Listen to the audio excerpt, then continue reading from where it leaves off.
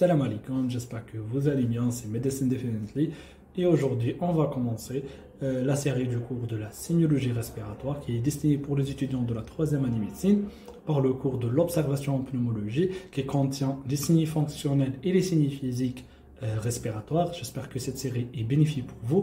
Abonnez-vous à la chaîne YouTube et partagez-vous le vidéo avec votre collègues, activez les notifications باش يلحقكم كل ما جديد. راح نخلي لي لين تاع القناه تاعي تاع الانستغرام et le Telegram في البواد دانفو اللي حاب يطرح الاسئله نتاعو يطرحهم ثم كله في les commentaires et c'est parti.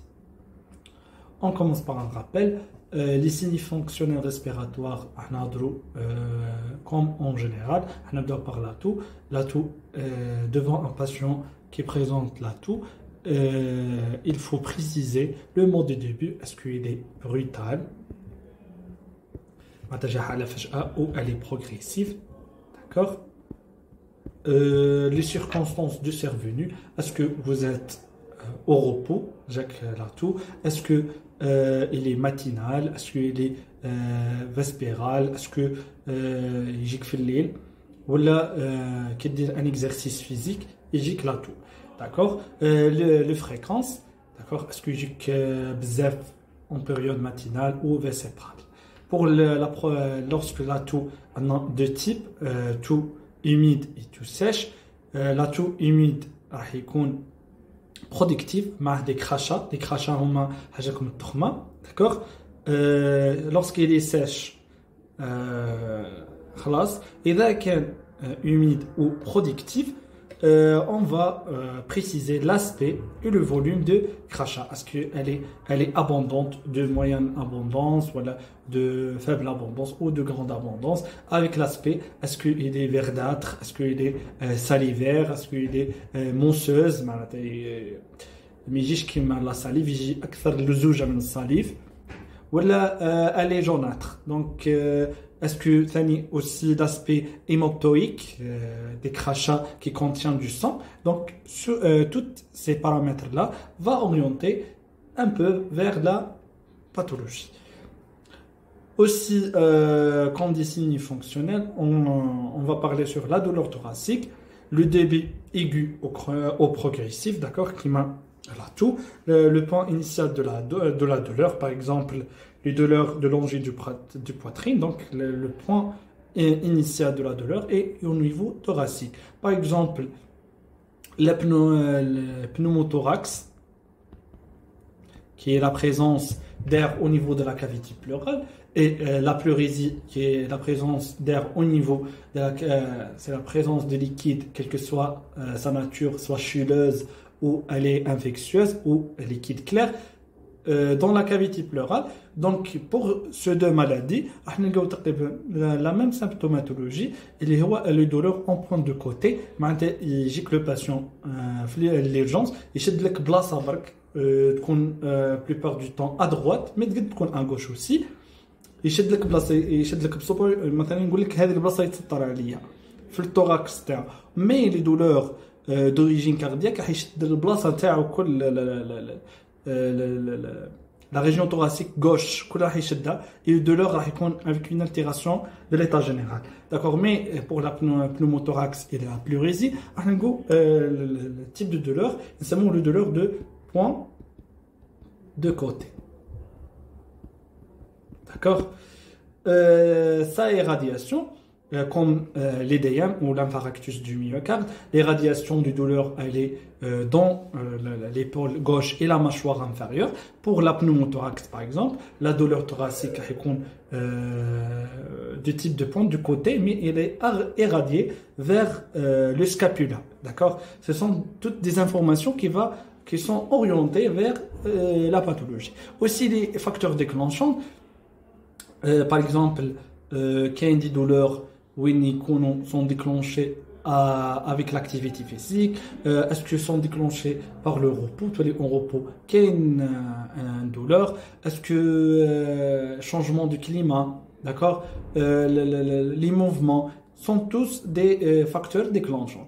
Aussi les signes accompagnés respiratoires et extra-respiratoires, d'accord, est-ce que il y a une des signes respiratoires comme la toux, la dyspnée sont accompagnés avec la douleur thoracique ou des douleurs pour des signes extra-respiratoires, est-ce qu'il y a des douleurs des régions qu'il y a des nausées, des vomissements, donc des signes extra-respiratoires. Et la réponse aux différentes antalgiques. Est-ce que la douleur, est-ce qu'il est rebelle? Je fais مليح عن هذه الكلمة. معناتها متمرد. كاين دي دولور مثلا الدولور de l'EDM, l'infarctus du myocarde, راح ندولو لا des dérivés nitrés, راح يحطهم sublingual comme la trinitrine ou cypril. trinitrine ماشي نستعملو فيه درك في les hôpitaux, نستعملو فيه cypril. Je vais aller à le médicament, c'est un dérivé nitré qui va diminuer les signes de longueur. D'accord. Qui met de l'eau un dérivé nitré ou une réponse, une amélioration de l'état du patient, toujours l'état est altéré. Donc, une réponse pour l'antalgique, donc sous douleur, elle est rebelle et va aggraver l'état. Aussi, un autre signe, c'est les expectorations. Le rejet du crachat ou de liquide, n'importe quel liquide, mais la nature par la force de la toux. Les branches le patient. D'accord. Il faut préciser la quantité recueillie dans un récipient gradué, qui est un des récipients fait des hôpitaux, et qu'on a gradué, est-ce que de moyenne abondance ou de grande abondance, d'accord. Le type, elle est muqueuse ou purulente, qui contient le pu, le gué, et muco-purulent. D'accord. Pour la consistance, on a des crachats visqueux, difficiles à évacuer. Donc, pour la consistance, qui est la boîte ou le récipient gradué les filles le crachat. إذا طقنا مثلا نشوفوا l'aspect نشوفوا est-ce que il est hémorragique ou là est-ce que il bane l'aspect par échelle macroscopique. Mais كاين وين تولي لي crachats elle très visqueux تكون لزجة جدا elle est difficile à évacuer les particules les كاينين تماك par l'œil nu. D'accord. Et l'association des stries du sang lors de l'hémoptysie. C'est le rejet de sang à partir des branches par la toux. C'est ça l'hémoptysie. Donc, pour les différents types de crachats, on a soit muqueuse, purulente, et séreuse, la muqueuse et la purulente. Donc, par échelle macroscopique, on peut dire est-ce que l'aspect macroscopique du crachat, est-ce qu'il est muqueuse, est-ce qu'il est séreuse, est-ce qu'il est purulente. D'accord. Un autre signe fonctionnel respiratoire, parmi les signes les plus importants, c'est la dyspnée, le temps de survenue, est-ce qu'il est inspiratoire ou expiratoire. Inch'Allah, en plus court, les pathologies obstructives et restrictives, les pathologies d'origine inspiratoire et expiratoire. Je donne un exemple pour les maladies expiratoires, parce que les baqi sont inspiratoires. Parmi les expiratoires, on a l'asthme, la PPCO, on a l'emphysème, et on a la DDP, liée à la dilatation du bronche. Donc, quelle que soit une maladie, il y a des autres maladies, mais les plus fréquentes. Parmi ces 4 maladies, le mécanisme physiopathologique, mais le mécanisme physiopathologique commun entre ces 4 maladies, une obstruction chronique des branches. Les branches ont une obstruction, malheureusement, elle est chronique. Ça fait une inflammation chronique, les cytokines pro-inflammatoires, les interleukines et le TNF-alpha va augmenter la production de mucus, donc au niveau de la paroi bronchique, et va donner une obstruction chronique. Donc les poumons ont la capacité, elle va amener l'oxygène. Elle va amener l'oxygène de milieu extérieur vers les bronches pour faire l'hématose. Donc, il y a l'air oxygéné vers les alvéoles, ça l'hématose, mais malheureusement, elle va défaillir l'hématose, مش هتقدر de résister, mais comme les branches sont obstruées, le CO2 ما يقدرش يخرج لبرا, donc ما تصنعش l'expiration. Donc, le patient, par médecine clinique, là, les 4 maladies, un gène respiratoire,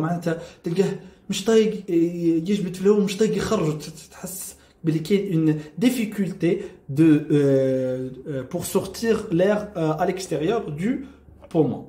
D'accord. Le dyspnée est de survenue au repos ou d'effort. Lorsqu'il est de repos, il est très grave selon la classification du NIHA. Et dans le cours de la dyspnée en cardiologie, le lien في البعد d'info ما شافوش. D'accord. La dyspnée au repos, c'est la 4e stade, c'est le stade le plus grave de la dyspnée. Et on a le dyspnée d'effort. Lorsqu'on va faire une activité physique, il y a une survenue de dyspnée, donc il est de 2e stade selon la classification du NIHA. Quelle une autre classification, c'est la classification de l'AMA-MRC. C'est une classification utilisée en pneumologie, donc la classification du NIHA est utilisée beaucoup plus en cardiologie, mais pour la classification de l'AMA-MRC, c'est utilisé en pneumologie. Donc, on va parler rapidement sur cette classification pneumologique. Donc, on a une échelle de 0 à 4. D'accord, 0, pas de signe clinique. Deuxième, on score le patient 1 lorsque la dyspnée est survenue lors d'un effort intense. D'accord, effort physique. Score 2, c'est pour la dyspnée dans une pente. Le patient fait منحدر. d'accord تولي منحدره المنطقه معناتها مش يهبط ما يكونش منحدر هابط يكون منحدر طالع باش يكون كاين ايفور جامل لو باسيون d'accord راح يكون كاين ان ديسبلي troisième score c'est pour la marche sur un terrain plat معناتها يمشي عن terrain normal يمشي عن عادي يقول من لا سيتي لافاك d'accord un terrain plat يكون عنده la dyspnée pour la quatrième stade اللي هو le plus grave c'est la dyspnée au repos. D'accord. Les facteurs déclenchants de la dyspnée, est-ce que le patient genre les antécédents, est-ce qu'il est cardiopathe, des maladies cardiologiques qui va survenir bien sûr la dyspnée, l'association des râles sibilants chez les asthmatiques et les patients qui présentent la BPCO et aussi les patients emphysémateux. قلت لكم هذوم المالادي راح تقراهم في les pathologies obstructives مش في هذا الكور. D'accord. Aussi l'existence du cyanose. On a droit à les signes fonctionnels. D'accord, la cyanose, c'est la coloration bleutée des extrémités et des muqueuses. Parmi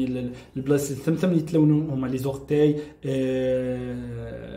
الأصابع تاع اليدين et le muqueuse labiale. L'association d'ici, on a une état de hypoxémie. Un état de désaturation. L'association des signes des luttes, comme le tirage intercostal, comme le tirage susclaviculaire, il y a un épuisement des muscles respiratoires, soit inspiratoires, soit expiratoires, et essentiellement les muscles accessoires.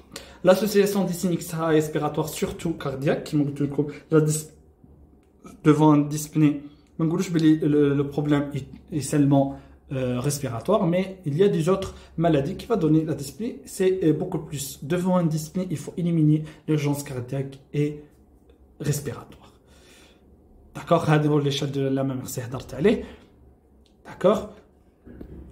Puis on va parler sur le signe clinique de la cyanose. C'est la coloration bleutée violacée des teguments qui m'a apprécié surtout au niveau prébuccal.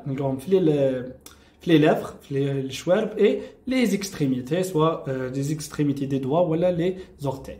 Devant aussi une coloration de façon étendue, la coloration du mucus vaginal et la coloration des autres mucus. Donc, l'étape, donc c'est très grave. Du souvent à une hypoxémie.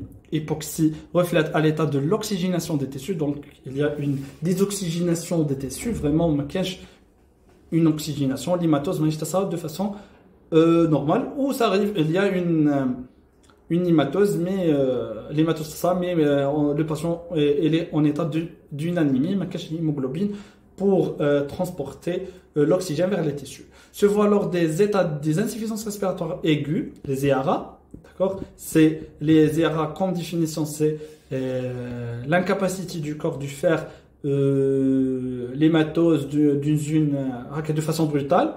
C'est un dysfonctionnement de l'appareil respiratoire, mais on dire l'hématose. Et le chronique, à l'état de repos, on dit l'hématose. C'est le différence entre les ERA et les RC. La physiopathologie de l'insuffisance respiratoire aiguë chronique, c'est quoi les ERA et les RC? C'est un signe alarmant qui témoigne de la gravité du tableau clinique et de la nécessité d'une prise en charge urgente. Vraiment, la cyanose, c'est un signe de gravité. D'accord? Puis, on va parler sur cette image-là. Elle n'est pas identifiée, la cyanose. C'est l'état de l'hypocratisme digital. C'est quoi l'hypocratisme digital? C'est la cyanose chronique qui est à l'état chronique et étendu va donner l'hypocratisme digital. La cyanose est mais l'hypocratisme digital a une déformation des angles très élargie, l'aspect de baguette de tambour, les rois qui mal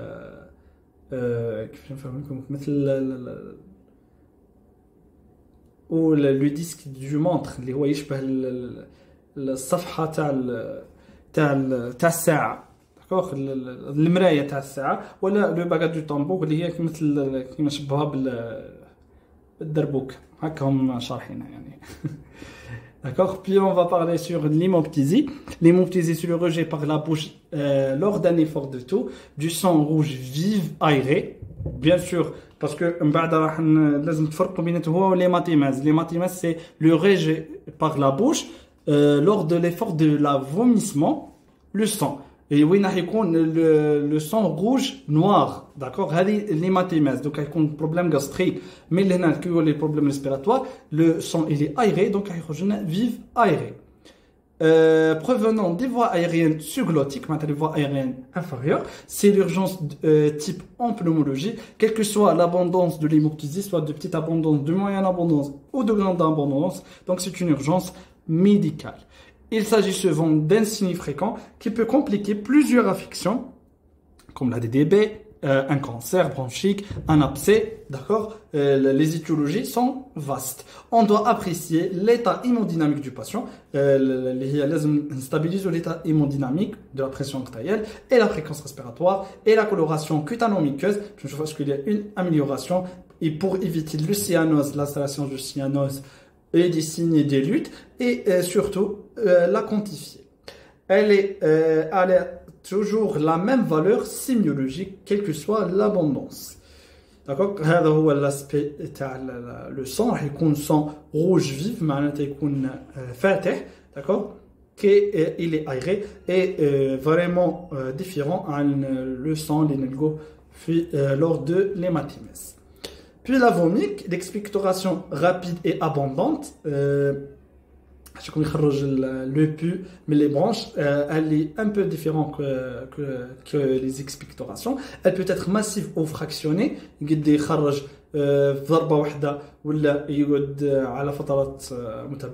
La coloration eau de roche en cas du kyste hydatique pulmonaire, la parasitologie, c'est un kyste qui contient un parasite qui est nommé par l'Echinococcus granulosus. Ce parasite va donner un liquide rassemble l'eau de roche اللي هو الماء تاع البحر. يقول لك حرفيا الباسيون يقول لك خرجت ماء مالح من فمي. Donc هذه يسموها la vomique. Donc elle va orienter directement vers le kyste hydatique pulmonaire parce que c'est un signe évocateur. Contenant parfois des nombreux vésicules et des membranes en peau de raisin. كاين وين le kyste hydatique هذايا soit le patient يخرج lors de la phase vomique du kyste hydatique pulmonaire راح يخرج liquide وكاين خطات وين راح يخرج des liquides et des membranes fractionnées. يقول لك خرجت هكا حرفيا يقول لك في l'urgence يقول لك خرجت الطبيب يقول لك خرجت كي شغل حبات نتاع فراس خامجين هكا حرفيا. هذه هي الوصف نتاع لو باسيون. سي دلاله ان خرج لي ممبران افيك لو ليكيد sont purulents en cas d'abcès pulmonaire ou en cas d'un kyste hydatique surinfecté. Je veux dire, en cas d'un abcès pulmonaire de foyer ouverte ou en cas bien sûr d'un kyste hydatique pulmonaire. Pour les signes physiques, notre deuxième partie du cours, les signes physiques et respiratoires, comme maintenant les signes fonctionnels. Pour les signes physiques, on va respecter toutes les étapes de l'examen clinique, l'inspection, la palpation, la percussion et l'auscultation. On commence par l'inspection. Donc, pour l'inspection, c'est une déformation. On va voyer sur le patient. On demande au patient à être dénudé, la partie du cou, du thorax et de l'abdomen. L'abdomen et le cou لازم يكونوا باينين من le patient, d'accord, من l'abdomen jusqu'à le cou لازم يكونوا باينين pour faire une bonne inspection. On va voir est-ce qu'il y a une déformation thoracique, la kyphose et la scoliose sont déformations de la bien sûr, c'est une déformation de la colonne vertébrale qui va donner une compression respiratoire, une déformation flacage thoracique. Atteinte sternale, parce que le sternum داخل ولا خارج aussi, soit en tonneau ou en entonnoir. Entonnoir, il y a un sternum داخل ou là en tonneau, il y a خارج البرا. Mobilité thoracique, parce que c'est un signe clinique très important lors de la pleurésie ou du pneumothorax, parce que la présence de liquide ou d'air au niveau de la cavité pleurale va compresser le poumon. إذا كانت unilatérale, immobilité de l'hémithorax, l'hétgas, le pneumothorax, voilà, la pleurésie. Tel que demande le patient une inspiration profonde ou une expiration, une partie sain, normale avec les gestes que vous demandez, mais le partie malade, immobile. Revêtement cutané, des cicatrices, des lépomes et des angiomes sont des déformations cutanées. Apprécier l'ampleur du mouvement respiratoire qui peut être réduite dans plusieurs affections respiratoires, qui recherche d'un hypocratisme digital, c'est très important. Et recherche des signes du syndrome du cave supérieur qui contient ces trois signes cliniques que nous avons à vie, l'œdème du visage, le cyanose et la circulation veineuse collatérale. Circulation veineuse collatérale. D'accord? La CVC. Donc c'est ça, c'est l'hypocratisme digital, les trous en baguette du tambour. C'est l'entonnoir ou le sternum et on a le kyphose, les déformations de la colonne vertébrale. On a le kyphose, c'est une courbure de convexité postérieure de rachis thoracique ou du rachis dorsal, une convexité postérieure. D'accord, le sens. On a l'ardose, c'est une courbure de convexité antérieure au niveau lombaire. D'accord. Et le scoliose, c'est déviation latérale du côlon vertébral. Sur toutes ces situations du côlon vertébral, va compresser le poumon et va donner des diminutions, bien sûr, de l'espace d'échange pulmonaire et va déformer la cage thoracique. D'accord, pour le syndrome du cave supérieur, on va parler sur le 3 signes cliniques. On a une CVC, les veines sont visibles au niveau du thorax et bien visibles au niveau du cou. Aussi, on trouve l'œdème, et aussi on trouve la cyanose.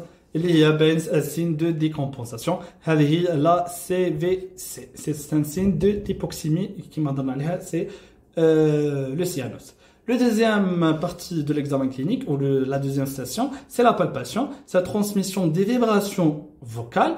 On demande au patient pour pratiquer la palpation. Demande au patient à تكون patient et يولي الظهر نتاعو باين. تحط يديك عن الظهر نتاعو, d'accord, avec les lignes des épineuses, تحط les pouces نتاعك avec les lignes des épineuses, le pouce droit et le pouce gauche, وتحط les lignes نتاعك مليح. Et vous demandez au patient de dire 44 يقول 44 en arabe, يقول 44 ويقول 33 en français. هذم les deux mots يخلوا le thorax c'est une sonorité aiguë, une vibration, une vibration vocale. Les deux mots sont suffisants pour dire est-ce qu'il y a une transmission des vibrations vocales ou une abolition ou les vibrations vocales. Aussi, les douleurs thoraciques majorées à la palpation, lorsque vous palpez le patient, c'est comme par exemple le pleurésie, lorsqu'elle est de grande abondance, le liquide il est déclive, le liquide qui m'intéresse selon la position du patient, il va dire là où il va en position debout, il va position allongée, la totalité de la cavité pulmonaire.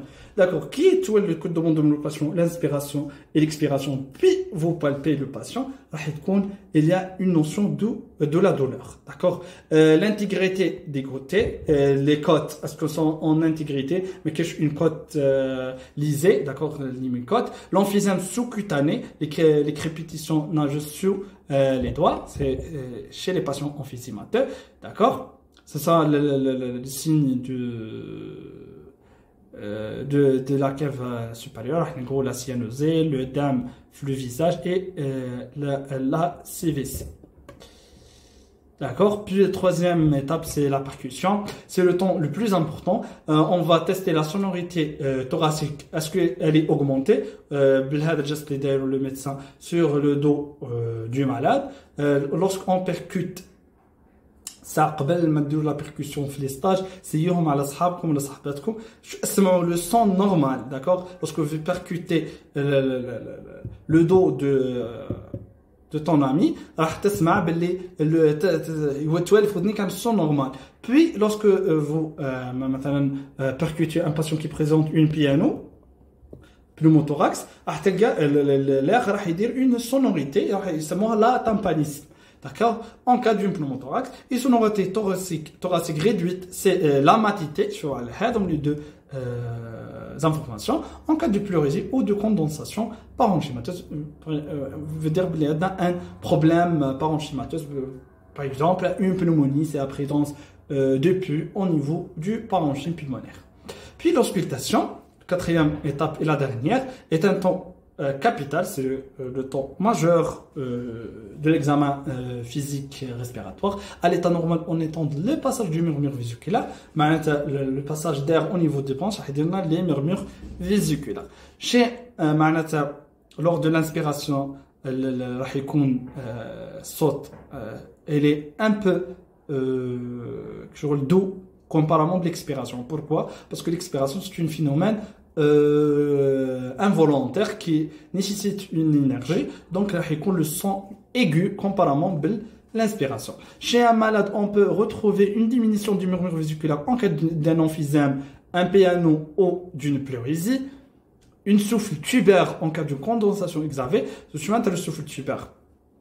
Souffle tubaire, راح نعطيكم أمثلة من الحياة الواقعية تسيهم مش تعرفوا لو سون مليح. شدوا ان tuyau وتنفخوا فيه هذاك هو لو سون تيوبر معناتها لو سون اللي يفوت على ان تيوب فيد داكوغ نسموه لو سوفل تيوبر راح تسمع هذاك الصوت هو نفس الصوت اللي تسمعوه على الملل. Les râles sibilants en cas d'une exacerbation de PPCO, le PPCO par exemple راح نقول indiscipliné la toux et les expectorations les signes cliniques تاعو راح تقراو في les pathologies obstructives. L'exacerbation c'est la modération تاع هذوم لي سيني معناتها كان à l'état stable la toux كان administré par le traitement, mais à l'état مثلا en cas d'une allergie ولا le changement du climat ولا حاجه كيما ولا le patient ما حبش يحبس le tabac qui est un facteur déclenchant majeur de cette maladie راح تصير une aggravation des signes اللي كانوا عنده عندنا une état de exacerbation. Pour les râles sibilants حرفيا les râles sibilants sont تصفير كتحطوا le stéthoscope sur le champ pulmonaire تاع le patient soit droit ou gauche راح نسموه صوت تصفير انسان يصفر حرفيا هذا هم يسموهم لي غال سيبيلون. Les râles ronflants en cas d'une atteinte bronchique, c'est beaucoup plus spécialisé pour les bronches. Les râles ronflants اللي هو صوت شخير تسموه شخير ما تستغربوش من هذه الاصوات هذوم الاصوات اللي راح تسمعوهم في السكولتاسيون. العلماء ولي ميدسان قربوا لنا الاصوات بتشبيه من الحياه الواقعيه. تسمعوا لي غال ronflants كشغل الانسان راه يشخر. D'accord. Les râles crépitants en cas de condensation alvéolaire.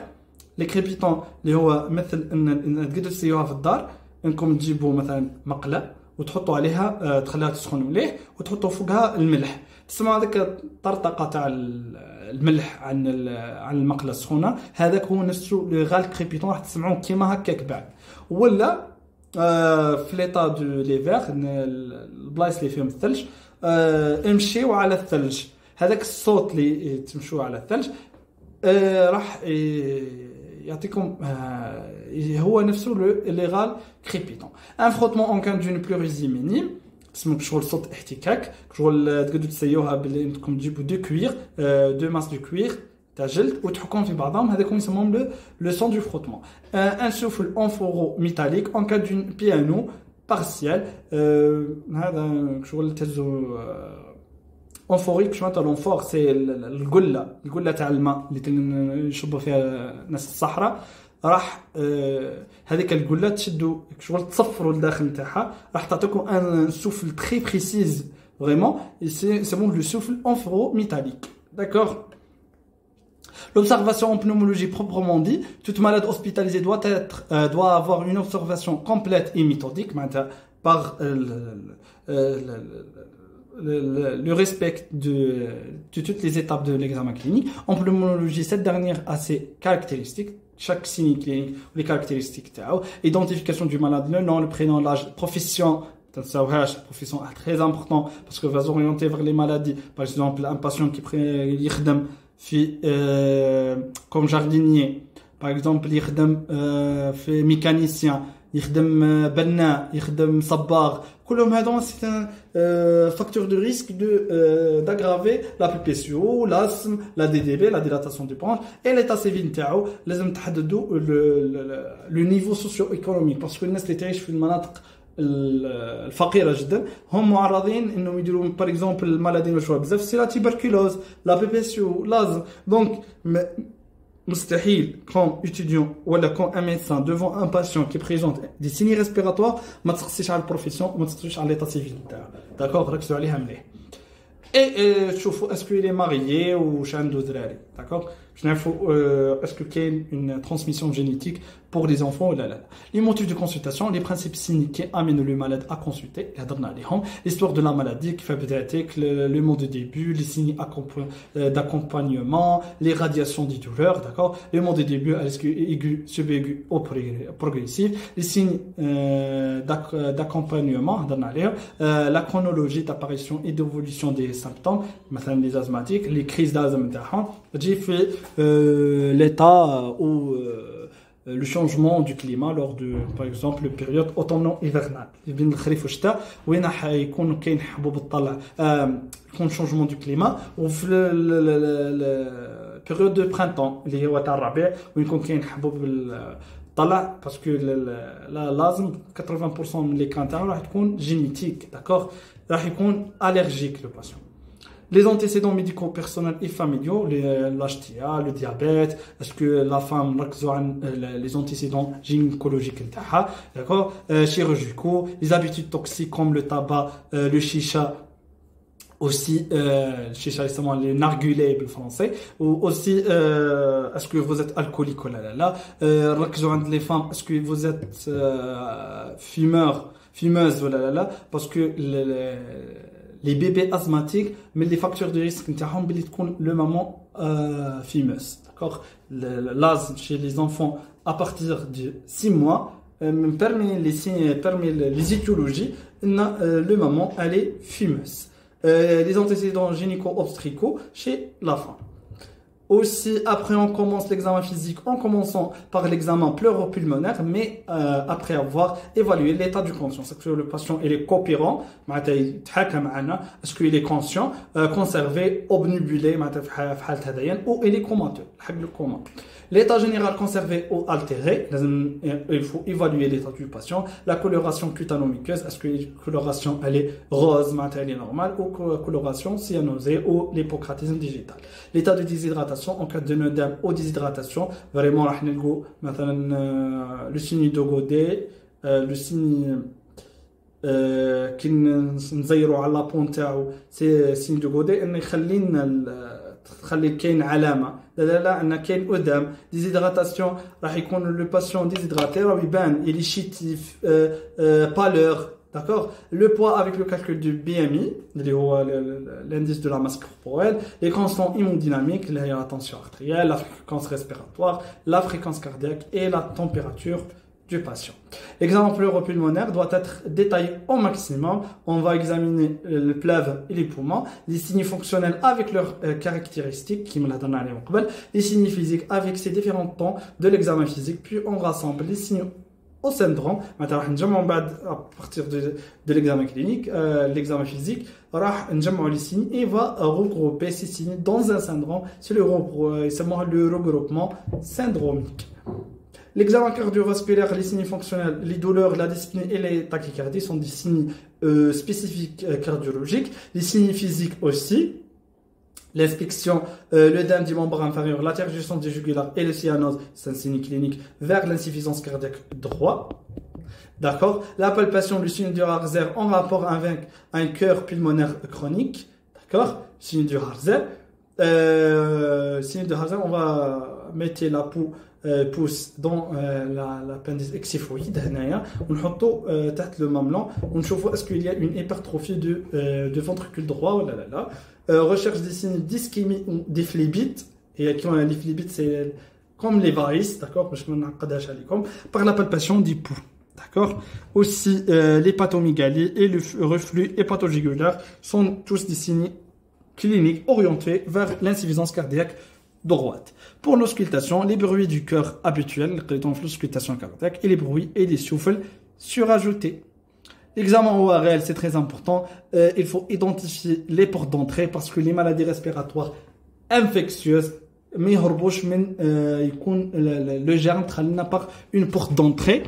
C'est le porte d'entrée, la plupart du temps, ORL. Les caries dentaires, les oropharynx, les angines, les rhinorrhées, les épistaxis, le rejet du sang par la cavité nasale, l'otorrhée, problème fait les oreilles, la palpation du point sinusien en cas d'une sinusite, l'inflammation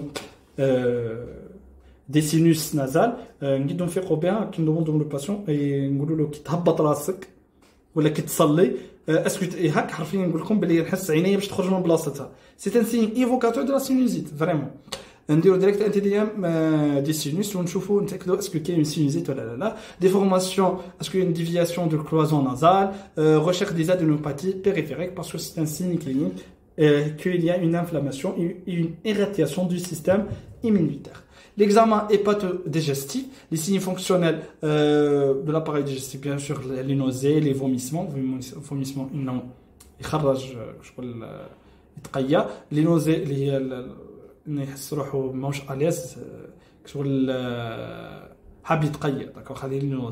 les douleurs et les hématémèses qui marquent comme c'est le rejet du sang par les vomissements. Les signes physiques masse ou visible à l'inspection, on va voir l'abdomen et va faire une inspection générale. La splénomégalie, c'est l'augmentation de la taille de la rate, et l'hépatomégalie, c'est l'augmentation de la taille du foie à la palpation.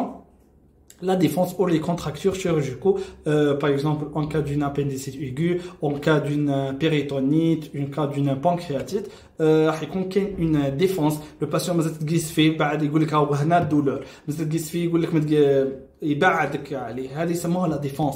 et la contracture كي تقيسو راح تلقى l'abdomen qui est souple كي قيستو بعد الباسيون جاه la douleur et c'est une contraction du muscle abdominal. L'examen urogénital, les signes fonctionnels, la dysurie, la pollacurie,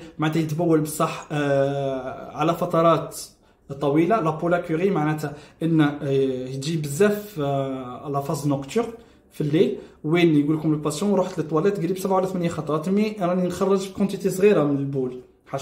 Donc, la pollacurie, c'est le rejet d'une petite quantité des urines, mais l'abondance des fois d'entrer les toilettes. D'accord. Les douleurs lombaires sont irradiantes vers le colique néphritique. C'est la présence des calculs au niveau des voies extritrices rénaux. D'accord. La palpation des loges lombaires et la recherche des gros rats. à l'examen rénal. Chez la femme, l'examen génital est capital, c'est très important. On va examiner bien sûr les muqueuses génitales et le vagin et les autres appareils du système vaginal, système génital, et l'examen des arcs ganglionnaires inguinales, parce qu'il y a des adénopathies. Oh là là là. Aussi, l'examen du cou, la palpation de la thyroïde, le goitre ou nodule, parce qu'en cas du goitre, il y a une augmentation du volume du cou. L'examen osteo-articulaire, les arthralgies, il faut préciser le siège, parce que au niveau de l'épaule, du coude, le poignet, le genou, des douleurs osseuses, parce qu'elle est au niveau lombaire, au niveau thoracique, d'accord, des fractures, qui est une patient par exemple accidentée, et les déformations qui va donner par exemple une ostéoporose ou une ostéomalacie, pourquoi pas. L'examen cutané, l'examen de la peau et des fanères en cas d'une érythème noyeux et la sarcoïdose. C'est pas la peine de retrouver les détails parce que ce sont des cours, d'accord. L'examen neurologique, les céphalées, les vertiges, les troubles de la marche en cas d'une ataxie cérébrale. L'ataxie, c'est un problème neurologique qui touche le cervelet. Comme il faut le cervelet, c'est le centre de la corps. En cas d'un problème le cervelet, c'est une ataxie où le patient c'est le trouble de la marche d'origine neurologique. L'équilibre à la station des bouts, d'accord, c'est la même chose sur l'ataxie. L'examen des nerfs crâniens, les 12 paires crâniens, d'accord. Le reflux osteotendineux, d'accord, la sensibilité superficielle et profonde. Est-ce que le patient une pingle ou une corso, d'accord, est-ce qu'il y a une réponse superficielle rapide ou profondément parce qu'il y a une réponse. Donc la sémiologie neurologique. Et on va terminer par le sommaire de l'observation. C'est la conclusion de l'examen clinique rédigé de cette façon. Un patient âgé de l'origine d'humeur A ou l'origine aux antécédents les antécédents personnels et familiales peut présenter une habitude toxique, le tabac, l'alcool et des autres choses, admis pour le motif de consultation, puis présenter à l'examen clinique au physique on va parler sur toutes les étapes. Puis c'est la démarche diagnostique qui est capitale. Par exemple, le cas d'une épanchement pleural d'origine peut-être tuberculeuse, infectieuse et néoplasique. On va donner toutes les explorations pour connaître la source de cette pleurésie. Donc il faut passer aux examens complémentaires en commençant par les examens standards. ما نبدوش نكومبليكو في الحالة. نبدو par la radiographie standard, les DR اللي هو تاع le tuberculose. Aussi les bilans biologiques standards comme l'inogramme, la FANES, le groupage, d'accord. Le sujet aussi, les ponctions pleurales évocatrices et exploratrices, et aussi les biopsies pleurales. Autres examens cliniques selon le contexte clinique, c'est l'échographie transthoracique, la TDM thoracique, lorsqu'on a suspecté une masse vraiment, le diagnostic est difficile lors de réalisation d'une radiographie thoracique, le radiographie des sinus pour évacuer est-ce qu'il y a une sinusite il faut une fibroscopie bronchique, est-ce qu'il y a un cancer qui donne par exemple une hématimèse ou il y a une DDB, une dilatation des bronches. كما كنكونوا وصلنا لاخر الكور اللي عنده اي سؤال يطرحه في لي كومونتير ولا في الانستغرام. والصلاه والسلام على سيدنا محمد والسلام عليكم ورحمه الله تعالى وبركاته.